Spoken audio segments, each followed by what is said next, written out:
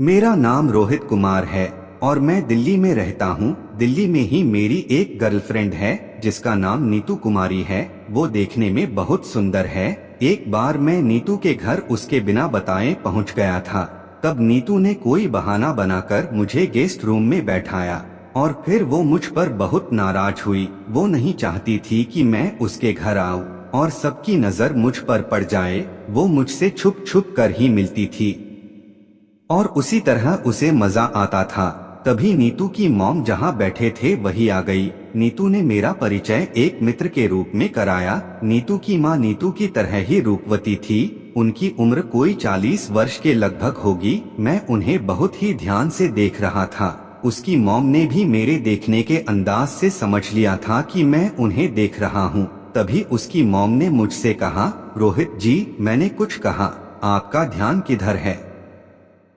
ओह माफ करना मॉम, मैं कुछ सोचने लग गया था। फिर से प्लीज कह दीजिए। तब नीतू की मॉम ने दोबारा पूछा, आप ठंडा गर्म कुछ लेंगे?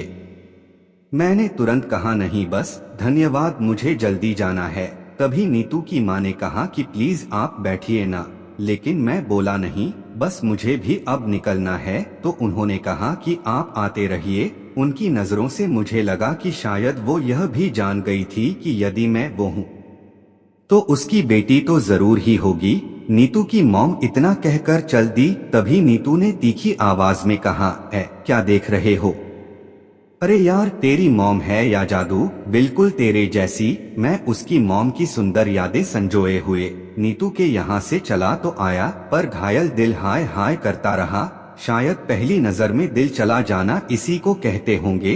अब मैं नीतू की मॉम के चक्कर में रोज उसके घर जाने लगा। उसकी मॉम कभी मिलती और कभी नहीं मिलती। क्या करूं क्या ना करूं समझ में नहीं आ रहा था।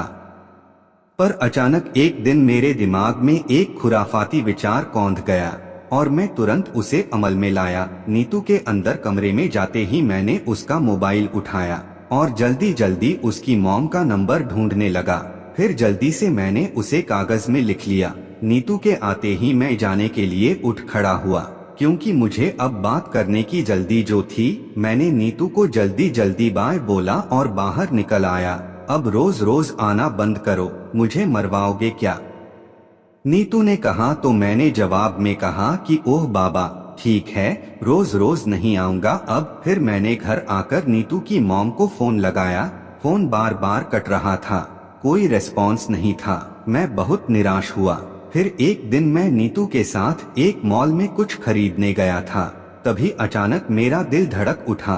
उसकी मॉम वहीं मॉल में मिल गई। मॉम ने एक मीठी मुस्कुराहट के साथ मुझे देखा तो मैं हड़बड़ा गया। इस बार उसकी मॉम ने मुझे गहराई से देखा। गुड आफ्टरनून मॉम, हाँ कैसे हो? आप यहाँ कैसे? मैंने एक सांस में ही सब बोल दिया।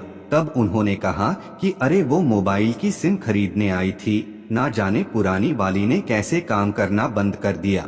तभी मैं तपाक से बोला, लाइए मैं ले आता हूँ। वो सामने मेरे दोस्त की शॉप है। फिर मैंने अपने मित्र की शॉप से उन्हें सिम दिलवा दी। मॉम ने पेपर साइन करके और फोटो देकर वो चली गई। बाकी मैंने वो पेपर पूर्ण करवाए। मैंने नीतू के मॉम के फोटो की एक कॉपी और निकलवा ली और अपने पर्स में रख ली। नए नंबर को अपने मोबाइल में भी स्टोर किया और चला आया। शाम को मैंने धड़कते दिल से मॉम को फोन किया। जब फोन उठा तो मैंने कहा, मॉम मैं रोहित। तब उन्होंने पहचानते हुए कहा, ओह कुमार, कैसे हो? मैंने पूछा, मॉम सिम तो अच्छी तरह चल रही है ना? जी हाँ, आपका बहुत बहुत धन्यवाद कुमार जी, घर आइएगा, नीतू की मॉम ने कहा। तो मैंने कहा, जरूर मॉम, कोई काम हो तो बताना। अरे हाँ, मुझे हेयर ड्रायर चाहिए था, क्या दिलवा दोगे मुझे? अब मेरा दिल उछल पड़ा। मैंने तुरंत कहा, जरूर मॉम, मैं अभी आता हूँ। तो नीतू की मॉम ने कहा, नहीं नहीं कुमार जी, आप मत आइए, मैं ही आती हूँ, आपको पिक कर लूंगी। जी जी, मैं इंतजार कर रहा हूँ। मैंने तुरंत कपड़े बदले, परफ्यूम लगाया, बालों को अच्छी तरह से शैम्पू किया वगैरह वगैरह। इतना तो मैं नीतू के समय भी नहीं सजा संवरा था। फिर करीब 20 मिनट में कार का हॉर्न बजा। मैं तो कमरे के बाहर ही उनका इंतजार कर रहा था। मैं उनके आते ही कार की तरफ लपका। आ जाओ अंदर। मॉम ने दरवाजा खोला। मैं मॉम को निहारता हुआ उनकी बगल में बैठ गया। उनकी मधुर मुस्कान मेरे होश उड़ा रही थी। बताओ कहाँ जाना है? वो मॉम गलत आ गए। अरे तो बताते क्यों नहीं? फिर उन्हें मैंने अपने मित्र की दुकान से हेयर ड्रायर दिला दिया। वापसी में उन्होंने एक रेस्तरां पर गाड़ी रोक दी और वेटर से पूछी, वो वाला केबिन खाली है ना? जी मैम, वेटर ने जवाब दिया।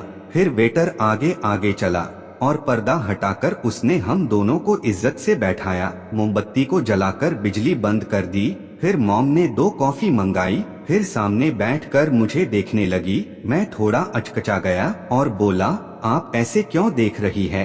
तो उन्होंने कहा कि मैं देख रही हूँ, मेरी बेटी ने तुम जैसा सुंदर लड़का पसंद किया है। तभी मैं बोल पड़ा, जी पसंद नहीं, बस हम दोनों दोस्त हैं। तब नीतू की मॉम ने कहा, अच्छा बस दोस्त थी, तो क्या रोज रोज तुम मुझे देखने आते हो? मैं हकलाते हुए बोला, जी सॉरी मॉम, आप हैं ही इतनी सुंदर कि कोई एक बार देख ले तो उसका मन ही ना भरे। तब मॉम ने मजा लेते हुए कहा, अच्छा मुझसे फ्लर्ट कर रहे हो? मैं बोला, सच मॉम, आप वाकई में बहुत अच्छी हैं। मैं मॉम को अपने कब्जे में लेने के लिए सावधानी से बात कर रहा था। वो जयप्रदा जैसी अभिनेत्री सी लगती थी। फिर उन्होंने माहौल हल्का करते हुए पूछा, रोहित तुम्हारे घर में और कौन कौन है? मैं बोला, जी एक भाई है, एक बहन है और मम्मी पापा है, पर वो सब गांव में हैं। मैं यहाँ बिल्कुल अकेला किराए के घर में रहता हूँ। मेरी बात सुनकर मॉम ने कहा, तो चलो घर चलें, कॉफी पिलाओगे ना? हाँ बोला, हाँ बिल्कुल। तो मॉम ने कहा, तो चले। अब मेरे मन में खुशी थी कि मॉम तो स्वयं ही चालू निकली। मॉम ने रेस्तरां का बिल चुकाया और हम घर की तरफ चल पड़े। फिर मॉम ने कहा, अब शांत बैठे रहो और घर का रास्ता बताओ। मैं रास्ता बताता रहा और मेरे कहने पर उन्होंने मेरे घर के सामने गाड़ी को रोक दिया। मैं बहुत इज्जत के साथ उन्हें कमरे में लाया, बिस्तर पर बैठाया और बोला, अभी कॉफी बनाकर लाता हूँ। तब मॉम ने कहा, अरे कॉफी किसे पीनी है? अभी तो पी थी। तब मैंने कहा, मॉम आपको देखकर लगता है कि मैं आपका गुलाम बन जाऊं। तब मॉम ने कहा, तो जैसा मैं कहूंगी करोगे? मैं बोला, आप कहिए तो क्या करना है? तब मॉम बोली, हमारे पास बैठो। मैं उनके पास जाकर बैठ गया।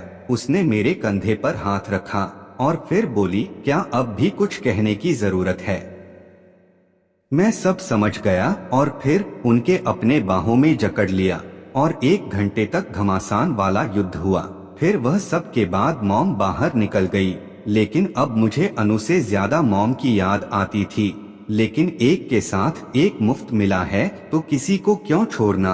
बाकी दोस्तों, आपको कहानी कैसी लगी अपनी राय कमेंट में जरूर बताया करें और हमारे चैनल को सब्सक्राइब करें। धन्यवाद।